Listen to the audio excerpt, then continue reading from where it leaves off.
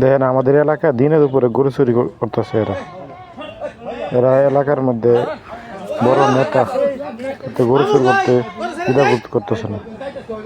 জোর করে গরিবের গরু নিয়ে গেছে, বলার কেউ নেই।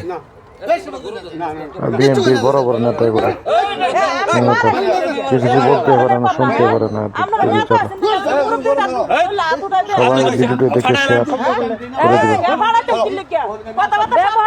শেয়ার করে দশজন দেখিয়ে দিন বিএনপির নেতারা তো খারাপ। এদের জন্য সারা বাংলাদেশে অবস্থা, এদের জন্য একজন নেতার জন্য 10 জন নষ্ট। ভাই ভিডিওটা শেয়ার করে দিবেন আর সবাইকে দেখার সুযোগ করে দিবেন।